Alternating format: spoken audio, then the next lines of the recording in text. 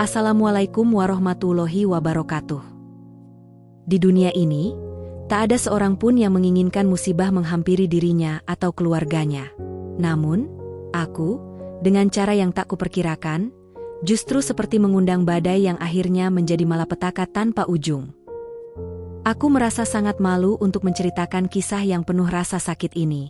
Namun, ada satu hal yang lebih kuat dari rasa malu itu, yaitu keinginan untuk berbagi, agar cerita ini bisa menjadi pelajaran berharga bagi siapapun yang mendengarnya. Aku ingin agar tidak ada lagi yang jatuh dalam jurang yang sama, yang memaksakan hidup dalam penyesalan yang tiada akhir. Jika ada yang ingin memberi saran atau mungkin hujatan, tak masalah. Silakan tulis di kolom komentar, dan aku akan dengan senang hati membacanya, bahkan membalas jika memungkinkan. Mohon untuk mendengarkan cerita ini sampai tuntas, agar tidak ada yang terlewatkan. Semoga kita bisa mengambil hikmah dari setiap perjalanan hidup yang ada. Selamat mendengarkan.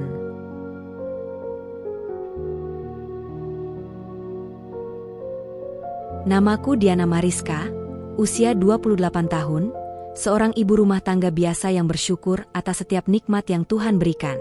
Hidupku terasa lengkap bersama Mas Rosid, suami tercintaku. Lelaki soleh berusia 34 tahun itu adalah anugerah terbesar dan terindah dalam hidupku. Mas Rosid bukan hanya seorang kepala keluarga, tetapi juga panutan dalam ibadah dan akhlaknya. Sebagai seorang kontraktor kelas menengah, pekerjaannya sering membawanya ke berbagai tempat, dari kota ke kota, bahkan hingga ke pulau-pulau jauh. Kadang, ia harus pergi selama berbulan-bulan untuk menyelesaikan proyeknya. 5 tahun sudah kami mengarungi biduk rumah tangga ini, dan dalam perjalanan itu, Tuhan mempercayakan seorang malaikat kecil kepada kami. Anak laki-laki yang kini berusia 3,5 tahun, adalah sumber kebahagiaan sekaligus penguat cinta di antara kami. Walaupun jarak seringkali memisahkan kami sementara, tak pernah sedikit pun rasa percaya itu luntur. Kami saling menjaga hati, kesetiaan, dan doa yang tak pernah putus. Keluarga besar, kenalan maupun tetangga, sering memandang keluarga kecil kami sebagai keluarga yang religius dan harmonis. Tak jarang mereka menjuluki aku sebagai istri salihah. Julukan itu kadang membuatku tersenyum malu, karena aku merasa masih jauh dari sempurna. Namun, aku selalu berusaha menjalani peranku sebaik mungkin sebagai istri, ibu, sekaligus penjaga keharmonisan rumah tangga ini. Bagiku, kebahagiaan bukanlah tentang kemewahan, melainkan tentang kesederhanaan, rasa syukur, dan cinta yang tulus. Sudah 4 tahun kami merantau. Merantau di kota ini pada awalnya terasa sepi. Namun aku bersyukur memiliki Mas Danang, kakak sepupu suamiku, yang rumahnya hanya beberapa blok dari tempat tinggalku. Usianya 5 tahun lebih tua dari suamiku. Dia telah menikah dan dianugerahi 2 anak yang lucu-lucu. Mas Rosid selalu menitipkan aku dan anakku padanya saat ia harus pergi bekerja ke luar kota. Mas Danang adalah sosok yang penuh perhatian. Ia seorang petugas keamanan pasar yang gagah. Istrinya Mbak Intan, memiliki toko kue yang cukup sukses dan selalu ramai pembeli. Hari-hari awal semuanya berjalan biasa saja. Mas Danang sering mampir ke rumah, memastikan aku dan anakku tidak kekurangan apapun. Bahkan pekerjaan-pekerjaan kecil yang biasanya dilakukan oleh suamiku, seperti memperbaiki keran yang bocor atau mengganti lampu, selalu ia bantu dengan senyuman tulus. Anakku yang masih kecil, bahkan mulai memanggilnya Ayah Danang setiap kali ia datang. Namun, lambat laun, aku mulai merasakan sesuatu yang aneh. Kehadiran Mas Danang tidak lagi terasa sekadar sebagai bentuk tanggung jawab. Ada sorot mata yang berbeda saat ia memandangku, dan entah mengapa, aku pun merasa berdebar. Mungkin itu karena perhatian yang aku berikan begitu terasa, berbeda dengan istrinya, Mbak Intan, yang seringkali sibuk mengurus tokonya hingga kurang memedulikan suaminya.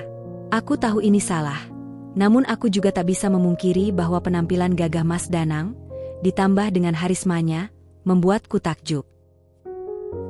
Malam itu, saat ia datang mengantarkan beberapa mainan untuk anakku, kami akhirnya berbicara lebih lama. Mas Danang, makasih ya sudah sering bantuin kami. Aku jadi nggak terlalu merasa sendirian di sini. Aku sedikit menunduk, tak berani menatap langsung ke matanya. Ia tersenyum tipis. Nggak apa-apa Diana. Mas cuma melakukan apa yang Rosid titipkan. Lagi pula, Mas senang bisa bantu kalian. Suara beratnya terasa menenangkan, tapi ada sesuatu dalam caranya memandangku yang membuat jantungku berdegup lebih kencang. Mas pasti capek ya? Habis kerja di pasar, masih sempat bantu aku cari mainan buat Farel. Mbak Intan gak marah kan? Lanjutku. Dia tertawa kecil, namun ada kepahitan di balik tawanya. Mbak Intan selalu sibuk. Dia lebih peduli sama tokonya daripada keluarganya. Kadang Mas cuma pengen ngobrol saja sama seseorang yang peduli. Aku terdiam. Ucapannya itu entah kenapa seperti menyentuh sisi terdalam hatiku. Aku menggigit bibir, mencoba mengusir pikiran-pikiran yang mulai melintas di benakku. Mungkin Mbak Intan cuma belum sempat Mas. Lagi pula, kan Mas tahu, dia kerja keras buat keluarga. Ia mengangguk pelan, namun matanya tetap terpaku padaku. Kamu tahu sendiri, kadang Mas berpikir, kenapa orang yang peduli sama Mas justru bukan istri Mas sendiri? Aku terkejut mendengar kata-katanya, tapi aku hanya bisa diam. Ada ketegangan yang menggantung di udara, seperti sebuah rahasia yang tak mampu kami ucapkan. Semenjak malam itu, sorot mata kami tak pernah lagi sama. Meskipun kami sama-sama berusaha menutupi, ada getaran yang tak bisa diabaikan. Saat ia memuji penampilanku atau tersenyum ketika melihatku bercanda dengan anakku, aku tahu perasaan itu perlahan tumbuh. Sesekali dia pun memuji kecantikan dan keindahan tubuhku. Harus diakui, wajah dan penampilanku jauh berbeda dengan Mbak Intan. Dia jarang berdandan, apalagi pergi ke salon. Sementara aku rutin mengikuti senam setiap minggu dan melakukan perawatan tubuh sekurang-kurangnya 2 kali dalam sebulan. Namun, di balik perasaan yang tumbuh itu, ada juga rasa bersalah yang menghantui. Aku sadar, hubungan ini adalah jalan yang salah, namun aku tak mampu sepenuhnya mengabaikan kehadirannya. Setiap malam, aku berdoa agar Tuhan memberikan jalan terbaik untuk mengembalikan hatiku pada suamiku yang jauh, dan menyelamatkan kami dari jerat perasaan yang terlarang. Hari demi hari, kehadiran Mas Danang di rumahku menjadi rutinitas yang kurindukan. Jika sehari saja dia tak datang, ada rasa hampa yang tak bisa kujelaskan.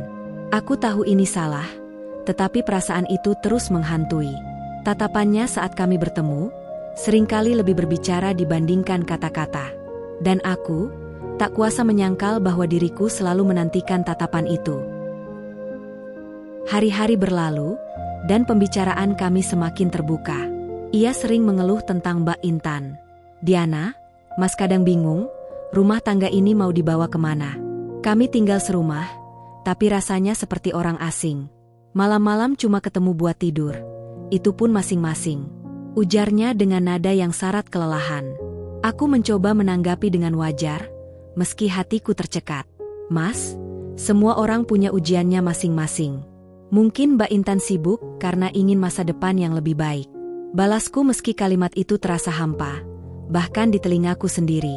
Tapi kan gak begini caranya. Nafkah yang Mas kasih tiap bulan sebenarnya lebih dari cukup. Mas gak paham kenapa dia harus kerja mati-matian begitu, sementara hubungan kami malah semakin jauh. Mas Danang menarik napas panjang, mengepulkan asap rokok, dan melanjutkan ucapannya. Kalau kamu sama Rosid jelas alasannya LDR. Tapi ini, kami serumah. Apa bedanya tinggal satu atap kalau hati tetap berjauhan? Aku tak tahu harus berkata apa. Hanya bisa mendengarkan dengan seksama sambil menyembunyikan gemuruh di dadaku. Mas Danang menjadi tempatku berbagi cerita, dan aku menjadi pelipur hatinya. Hubungan kami mulai terasa seperti tali rapuh yang melilit, sulit dilepaskan tapi berbahaya jika terlalu erat. Keberadaan Mas Danang di hidupku semakin hari semakin meluas. Dari membantu pekerjaan rumah, hingga hal-hal kecil yang sebenarnya bisa kulakukan sendiri. Kadang aku merasa bersalah, tapi di sisi lain, aku menikmatinya.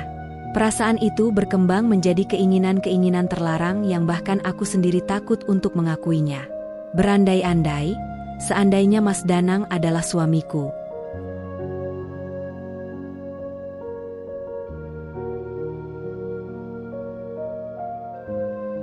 Mas Danang sendiri seperti sudah menjadi bagian tak terpisahkan dalam hidupku. Ia sering mampir tanpa alasan, hanya untuk makan atau sekadar menyeruput kopi sambil mengobrol santai. Kadang, dia memberiku uang belanja, jauh lebih besar dari kebutuhan sehari-hari. Peran Mas Rosid dalam hidupku terasa semakin tergantikan, kecuali dalam satu hal. Mas Danang belum memberiku nafkah batin.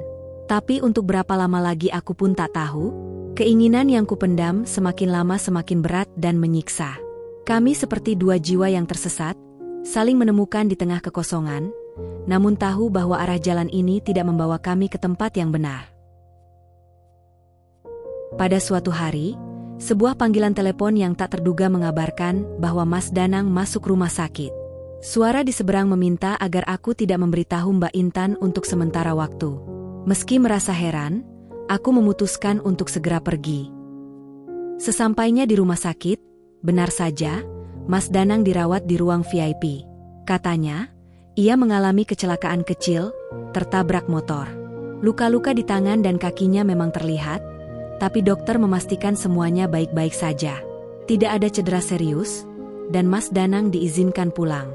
Namun anehnya, dia malah meminta rawat inap. Alasannya sederhana tapi terasa janggal.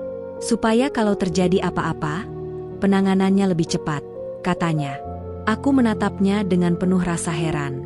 Mas, dokter bilang gak ada yang bahaya, kenapa malah minta opname? Tanyaku. Dia hanya tersenyum tipis, lalu perlahan meraih tanganku yang dingin oleh rasa cemas. Diana, kapan lagi Mas bisa berduaan denganmu seperti ini? Anggap saja ini kamar hotel. Yang penting gak ada yang curiga. Aku tercekat mendengar ucapannya. Bagaimana mungkin dia bisa berpikir sejauh itu? Namun entah mengapa, caranya justru membuatku tersenyum kecil, merasa hangat. Ruang VIP itu memang tak seperti rumah sakit biasa. Dengan fasilitas bak kamar hotel berbintang, kami bisa berbincang dengan leluasa tanpa rasa takut. Rasanya seperti dunia kecil kami berdua, jauh dari hiruk-pikuk kehidupan di luar sana. Dan di sanalah, dalam suasana intim, Mas Danang akhirnya mengutarakan isi hatinya yang terdalam. Kata-katanya mengalir, penuh keyakinan dan keberanian, menggambarkan perasaan yang selama ini tertahan. Diana, Mas nggak pernah merasakan ini sebelumnya. Kamu adalah alasan kenapa Mas merasa hidup ini berarti lagi. Ucapnya dengan mata yang penuh kesungguhan. Aku terperanjat. Kalimat itu seperti angin yang membawa ribuan kupu-kupu beterbangan di dadaku. Selama ini, aku hanya bisa berangan-angan, bermimpi bahwa Mas Danang memiliki perasaan yang sama. Kini, mendengarnya langsung dari bibirnya, membuatku seolah melayang senang, tapi sekaligus limbung. Tanpa kusadari, aku telah jatuh dalam pelukannya. Dan saat itu, kami hampir saja lupa diri, terhanyut dalam perasaan yang telah lama terpendam. Namun, ketukan di pintu tiba-tiba mengembalikan kami ke kenyataan. Seorang perawat datang membawa obat, meletakkannya di meja kecil di dekat tempat tidur. Aku segera merapikan diri, berusaha terlihat biasa saja. Mas, aku pulang dulu. Harus ngurus anakku. Sekalian ngasih tahu Mbak Intan. Ucapku sambil menghindari tatapan matanya yang masih menyimpan rindu.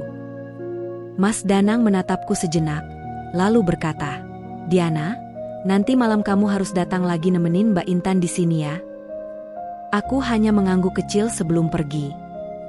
Saat perjalanan pulang dengan ojek online, pikiranku kacau balau. Ada rasa bahagia yang membuncah karena akhirnya perasaan kami saling terungkap, tapi di sisi lain, aku juga merasa bersalah dan takut. Namun di balik semua keraguan itu, ada kepastian yang menguatkan hatiku, Mas Danang dan aku berada di frekuensi yang sama. Diam-diam aku mulai bertanya-tanya tentang Mbak Intan.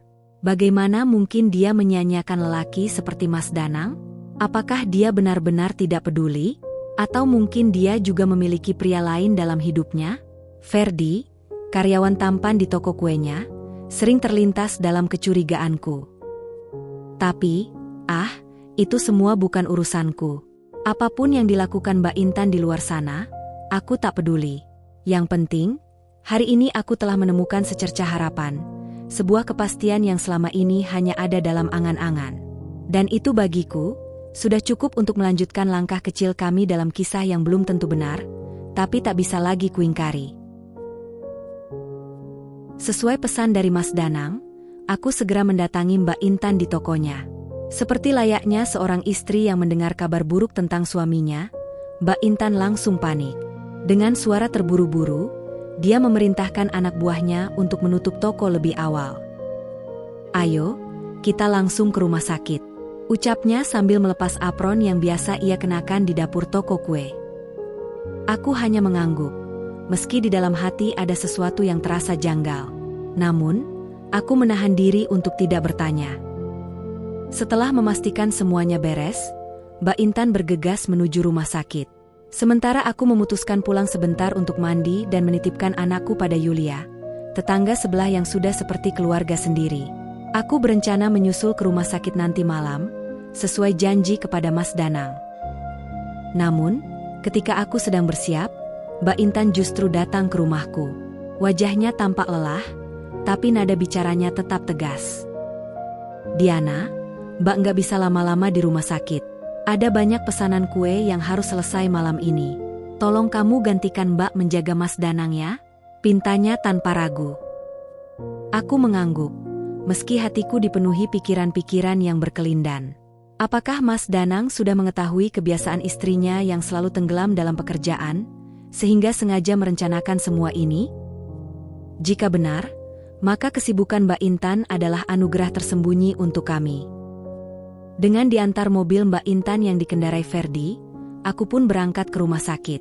Perjalanan malam itu terasa hening, hanya ditemani suara gemuruh mesin dan sesekali rintik hujan yang mulai turun.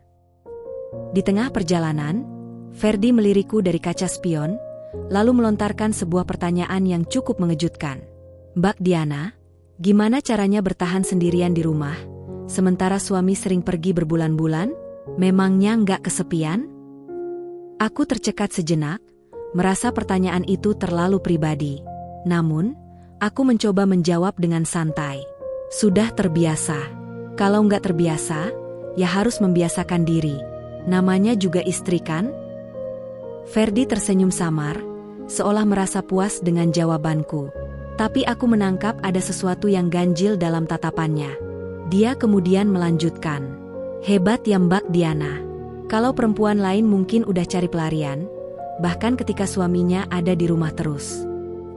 Kata-katanya menohok, membuatku semakin yakin bahwa Ferdi memiliki hubungan lebih dari sekadar karyawan dengan Mbak Intan. Cara dia memuji-muji bosnya, menyebut namanya dengan nada yang terlalu hangat, semuanya menegaskan dugaanku.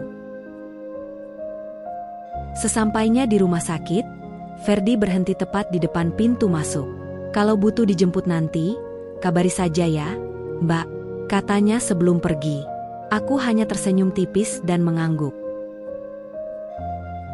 Malam itu, langkahku terasa berat saat mendekati pintu ruang rawat inap. Hujan di luar mulai turun lebih deras, iramanya seperti alunan melankolis yang menemani pikiranku yang tak menentu. Untuk beberapa saat, aku berdiri mematung di depan pintu kamar rumah sakit. Ada desir angin malam yang seolah mengingatkan tentang semua batasan yang pernah kupahami. Sebuah suara dalam hatiku memohon agar aku pergi, menjauh dari godaan yang kini terasa begitu nyata. Namun, ada daya tarik tak kasat mata yang mencengkeram langkahku, membuatku tak mampu beranjak. Suara Mas Danang yang penuh kehangatan dan kekuatan kembali terngiang di benakku. "Diana, datanglah. Mas butuh kamu di sini." Dan disinilah aku, berdiri di persimpangan antara kesetiaan pada suamiku dan panggilan tak terucap dari lelaki yang selama ini menjadi pelipur laraku. Pintu tiba-tiba terbuka sebelum aku sempat mengetuknya. Mas Danang berdiri di ambang pintu, tinggi dan karismatik, mengenakan kaos putih sederhana yang menonjolkan postur tubuhnya yang kokoh. Wajahnya dihiasi senyuman tipis, tetapi ada kelelahan di balik sorot matanya yang tajam namun lembut. "Masuklah, Diana," ucapnya perlahan, nadanya penuh kehangatan. Aku menundukkan kepala, melangkah masuk dengan langkah ragu. Kamar itu terang dengan cahaya hangat dari lampu meja, sementara aroma lavender yang lembut mengisi udara. Keberadaan aromaterapi itu membuatku tersadar bahwa Mas Danang telah menyiapkan segalanya dengan sempurna. Ia memintaku duduk di kursi samping tempat tidurnya. Untuk beberapa saat, hanya keheningan yang menyelimuti kami. Aku merasakan detak jantungku berdetak tak beraturan, sementara pikiranku mencoba mencari celah untuk melarikan diri dari situasi yang membingungkan ini. Diana, suaranya memecah kebisuan. Mas tahu ini tidak mudah untukmu. Tapi Mas tidak bisa lagi mengabaikan apa yang Mas rasakan. Aku menatapnya, mencoba membaca maksud dari kata-katanya. Mas, ini tidak benar. Bisikku lirih, namun suaraku terdengar tak meyakinkan bahkan untuk diriku sendiri. Mas Danang tersenyum tipis, tatapannya menusuk hingga ke relung jiwaku. Salahkah Mas ingin melihatmu bahagia, meski hanya sejenak? Salahkah Mas ingin menjadi pelipur laramu? Kata-katanya menghanyutkanku, seperti aliran sungai yang tenang namun penuh daya. Jemarinya perlahan menyentuh tanganku. Sentuhan itu sederhana, namun menggetarkan seluruh tubuhku. Aku merasa tak berdaya, seperti daun yang terombang-ambing oleh angin. Mas, kita tidak boleh begini, bisikku lagi, lebih kepada diriku sendiri daripada kepadanya. Namun, Mas Danang mendekat, dan sebelum aku sempat mundur, dia memelukku. Hangatnya pelukan itu membungkam semua kata-kata yang ingin kuucapkan. Dalam pelukannya, aku merasa seperti menemukan rumah. Tempat di mana luka dan kesepian yang selama ini membelenggu perlahan memudar. Diana, kamu tahu ini bukan hanya tentang malam ini. Ini tentang apa yang sudah lama kita simpan di hati kita. Bisiknya lembut. Aku mencoba menahan air mata yang mulai menggenang, tetapi pelukannya terlalu hangat untuk kuingkari. Dalam keheningan malam itu, aku menyerah pada perasaan yang selama ini berusaha kupendam. Malam itu menjadi saksi bisu dari sebuah perasaan yang tak lagi bisa disangkal. Setiap sentuhan, setiap bisikan, membawa kami ke dalam keintiman yang tidak pernah terbayangkan sebelumnya. Di bawah bayang-bayang dosa, kami menemukan pelipur yang selama ini hilang. Namun, ada satu pertanyaan yang terus menghantui pikiranku. Mas, kalau Mas Rosid tahu bagaimana? Tanyaku dengan nada ragu. Mas Danang menatapku dalam-dalam, lalu tersenyum penuh keyakinan. Jika itu terjadi, Mas tidak akan ragu untuk menikahimu. Kamu berhak mendapatkan kebahagiaan, Diana. Aku tidak tahu apakah jawaban itu memberikan ketenangan atau justru semakin membuatku resah. Namun malam itu, aku memilih untuk tidak berpikir lebih jauh. Aku memilih untuk tenggelam dalam kehangatan yang selama ini kurindukan. Malam berikutnya Mas Danang membawaku ke sebuah kamar hotel. Tentu saja Mbak Intan tidak curiga apalagi mengetahuinya, karena dia tetap sibuk dengan bisnisnya. Dan di kamar hotel itulah Mas Danang benar-benar membuatku kian tak mungkin lagi lepas dari cengkraman nikmat surga dunia, yang diberikannya dalam berbagai gaya yang sebelumnya tak pernah kudapatkan dari Mas Rosid. Aku baru tersadar jika selama ini Mas Rosid hanya sekedar menjalankan kewajibannya sebagai suami, tanpa memikirkan kepuasan dan kebahagiaan batiniahku. Saat kembali ke rumah, kami berusaha mempertahankan sikap seperti biasa. Untuk membuat kepura-puraan ini semakin meyakinkan, aku pun berusaha lebih mendekatkan diri dengan Mbak Intan. Setiap hari, aku menyempatkan diri untuk mengunjungi tokonya, sembari mencari tahu apakah ada sesuatu yang lebih dari sekadar hubungan profesional antara dia dan Ferdi, atau dengan lelaki lain. Namun, semakin aku mencoba untuk menemukan sesuatu yang bisa menjadi titik lemah Mbak Intan, aku malah hampir terjebak dalam pesona dan kelicikan Ferdi. Kecurigaanku pun semakin mereda. Ternyata, Mbak Intan memang sangat dekat dengan semua karyawan dan pelanggannya, namun tak ada tanda-tanda yang mendukung prasangka burukku itu. Dia benar-benar fokus pada bisnisnya, bahkan terkadang agak lalai dalam menjalankan perannya sebagai istri, yang sejatinya malah menguntungkan posisiku. Dengan sikap Mbak Intan yang demikian, aku semakin leluasa untuk memperkokoh posisiku di hati suaminya. Sama seperti Mas Danang yang perlahan berhasil menggantikan posisi Mas Rosid di hatiku. Hari demi hari berlalu, tanpa terasa sudah lebih dari setahun aku jalani dengan dua suami yang seolah-olah diciptakan untuk saling melengkapi. Nafkah lahir dan batinku begitu sempurna terpenuhi oleh mereka berdua. Aku bahkan tak pernah membayangkan hidupku bisa seindah dan sebahagia ini. Namun, ada satu hal yang masih mengganjal. Mas Danang belum menemukan alasan yang cukup kuat untuk menceraikan Mbak Intan.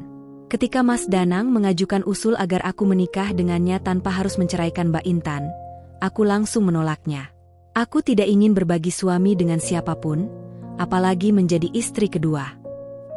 Apakah kamu benar-benar siap kehilangan banyak hal jika bercerai dengan Rosid dan menikah denganku?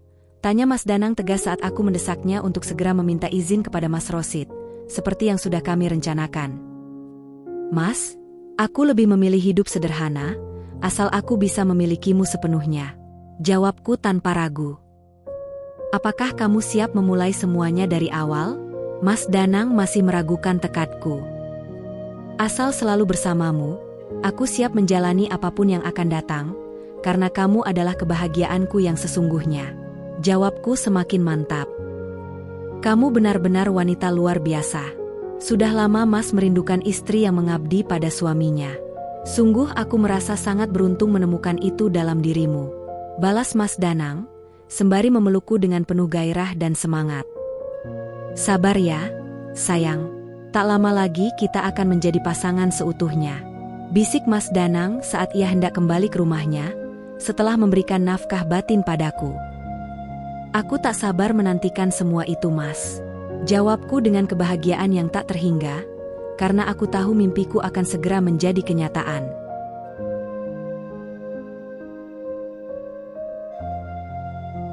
Pada tanggal 12 Desember, Mas Danang mengajakku untuk menginap di villa mewah milik kenalannya. Meskipun bukan pertama kalinya kami pergi bersama, kali ini terasa sangat spesial. Tak terasa hubungan kami sudah berusia 2 tahun. Hubungan yang terjalin cukup lama ini terasa begitu sempurna. Mas Danang pun ingin merayakannya dengan cara yang berbeda. Bahkan menjanjikan kejutan yang katanya tak akan pernah bisa aku lupakan untuk selamanya. Sesampainya di villa yang asri, mewah, dan tenang, kami langsung menikmati waktu bersama. Kami berenang, dan seperti biasa, melakukan hal-hal yang biasa kami lakukan tanpa takut terganggu oleh siapapun. Namun, saat kami tengah asyik menikmati kebersamaan dalam suasana penuh gairah, tiba-tiba datang 2 orang tamu tak diundang yang membuatku terkejut luar biasa. Duniaku seakan runtuh dalam sekejap. Bagaimana tidak? Ternyata, 2 orang yang datang itu adalah suamiku dan istri Mas Danang. Sayang, inilah akhir dari segalanya. Bisik Mas Danang sambil menutupi tubuhku dengan handuk. Lalu kami pun segera mengenakan kembali pakaian. Kenapa mereka ada di sini, Mas? Tanyaku terbata-bata, dengan perasaan yang campur aduk. Panik, malu, masih tak percaya dengan apa yang sedang terjadi. Sepertinya ada pengkhianat di antara kita. Tenang saja, semuanya akan Mas bereskan. Jawab Mas Danang sambil tersenyum untuk menenangkanku.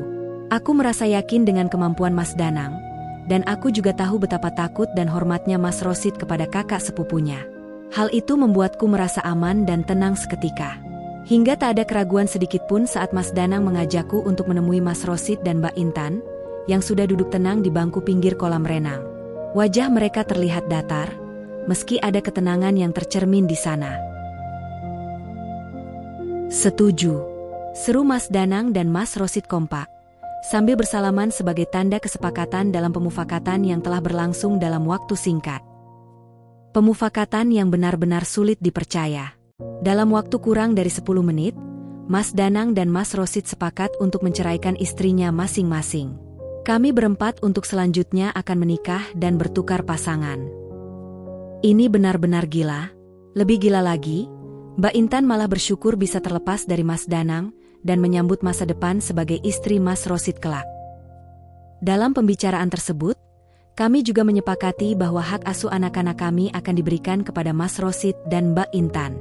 Aku hanya mendapat sebagian kecil dari harta gonogini kami, sementara Mbak Intan menerima sebagian besar harta yang selama ini mereka miliki. Tanpa keraguan sedikitpun, aku dan Mas Danang menyetujui keputusan itu. Menjadi pasangan suami istri yang sah jauh lebih berharga bagi kami daripada apapun yang ada di dunia ini. Walau kehilangan sebagian harta, aku yakin bahwa hidup kami ke depan akan lebih bahagia dan bermakna. Aku sudah berpengalaman mendampingi Mas Rosid dari nol hingga sukses. Begitu pula dengan Mas Danang yang telah berhasil membimbing Mbak Intan hingga mencapai kesuksesannya. Akhirnya aku tahu bahwa Mas Rosid dan Mbak Intan sudah lama mengetahui hubungan terlarang antara aku dan Mas Danang. Mereka bahkan sering berkomunikasi secara intens bertukar informasi. Dan ternyata sudah lebih dari 6 bulan Mas Danang berusaha meyakinkan Mas Rosid untuk segera menceraikan diriku. Tak heran jika keputusan pemufakatan itu bisa tercapai dengan sangat cepat. Keesokan harinya, kami bercerai tanpa ada keributan sedikitpun. Bahkan anak-anak kami hampir tak menyadari perubahan besar ini. Mas Rosid dan Mas Danang berhasil meyakinkan keluarga kami tentang rencana pertukaran pasangan yang terdengar begitu ganjil ini. Kekompakan mereka benar-benar luar biasa. Namun yang lebih mengejutkan lagi, ternyata Mas Rosid memberikan sejumlah uang yang sangat besar kepada kedua orang tuaku sebagai tanda terima kasih setelah hampir 8 tahun menjadi mertuanya. Aku menduga, uang itu adalah sebagian dari harta gonogini yang seharusnya menjadi bagianku, tetapi aku tidak mempermasalahkannya. Restu dari orang tuaku atas keputusan yang kami ambil sudah cukup membuat hatiku bahagia. 4 bulan kemudian, aku resmi menjadi istri Mas Danang, sementara Mas Rosid menikahi Mbak Intan. Mereka tinggal di 2 rumah lama kami, sedangkan aku dan Mas Danang memilih untuk mengontrak sebuah rumah sederhana di kecamatan yang berbeda. Di tempat yang baru, aku dan suami tercinta memulai kehidupan dari awal. Segala kesederhanaan yang kami jalani terasa begitu penuh kebahagiaan. Mas Danang memperkenalkanku pada sebuah kehidupan yang berbeda, dengan suasana dan pergaulan yang lebih santai dan bebas. Aku pun mengikuti permintaannya untuk tampil lebih seksi menggemaskan, berbeda dari yang dulu. Pakaian muslimah yang dulu menutupi tubuhku pun kini kuperlakukan dengan berbeda, demi kebahagiaan dan kesenangan bersama Mas Danang. Aku pun menjadi sangat biasa melupakan kewajiban sebagai seorang muslim, karena Mas Danang sebagai imamku pun tidak pernah melaksanakannya. Namun, kebahagiaan itu ternyata hanya sebuah ilusi, sebuah kebahagiaan yang begitu rapuh dan sementara. Suatu hari, aku didatangi oleh 2 wanita yang mengaku sebagai istri kedua dan istri ketiga dari sejak Mas Danang masih berstatus suaminya Mbak Intan. Mereka menghadapi aku dengan amarah yang membara, melontarkan kata-kata kasar tanpa ampun di depan banyak orang. Tanpa memberi kesempatan bagiku untuk membela diri, mereka menyebutku dengan kata-kata yang menyakitkan, pelakor sekaligus pelacur. Aku merasa begitu terpojok, ketakutan, dan tidak bisa melawan. Kedua wanita itu tampak begitu garang, bagaikan preman pasar, dan aku hanya bisa diam, membiarkan harga diriku hancur seketika. Sejak saat itu, aku tak berani lagi keluar rumah. Aku merasa seolah dunia ini begitu kejam dan aku telah jatuh dalam jurang kehancuran yang tak terduga. Seiring berjalannya waktu, aku pun mulai melihat kenyataan yang lebih pahit. Mas Danang ternyata bukanlah sosok yang aku kira. Dia bukanlah pria yang setia, bahkan hampir di setiap sudut kota, memiliki selingkuhan. Bukan hanya wanita lajang, tetapi juga istri orang lain. Aku benar-benar merasa tertipu, dan untuk pertama kalinya aku bisa merasakan betapa bahagianya Mbak Intan saat akhirnya bebas darinya. Setiap kali aku bertanya dengan segala kerendahan hati dan cucuran air mata, Mas Danang malah membalasnya dengan kemarahan yang tak terduga. Dia memukulku, merendahkanku, dan memutarbalikkan fakta dengan mengatakan bahwa aku adalah istri yang tak berguna, yang hanya tahu menghambur-hamburkan uangnya. Padahal uang simpananku pemberian dari Mas Rosid, nyaris seluruhnya ludes dia pakai.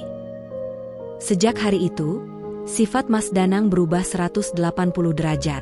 Dia tidak lagi melihatku sebagai istrinya, malah menjualku kepada teman-temannya. Aku dipaksa untuk melayani pria-pria asing di depan matanya. Hari-hariku kini terasa seperti berada di neraka. Penuh dengan paksaan, siksaan, dan rasa sakit yang tak kunjung berakhir. Setelah 1 tahun bertahan, aku pun tidak tahan lagi dengan penderitaan yang terus-menerus. Akhirnya pada suatu malam, aku nekat melarikan diri dari suami bejatku dengan bekal seadanya. Hingga detik ini, aku tidak pernah berkomunikasi dengan siapapun, termasuk keluargaku.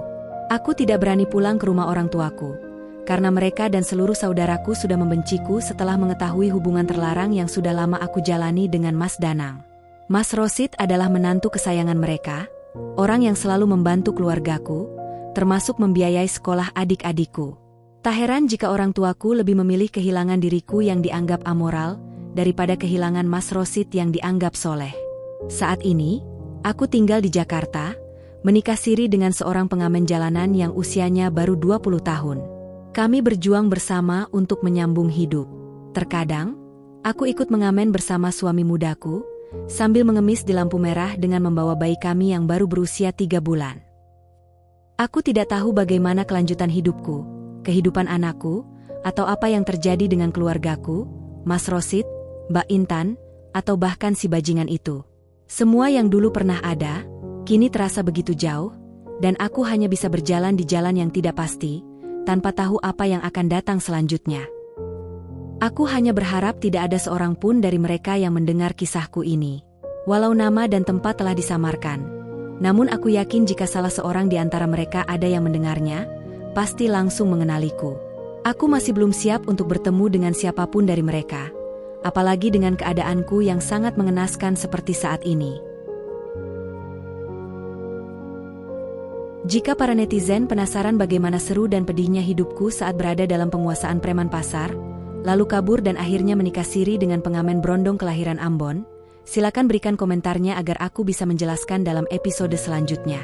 Namun jika sama sekali tidak ada yang menginginkannya, mungkin kisah ini kucukupkan satu episode saja.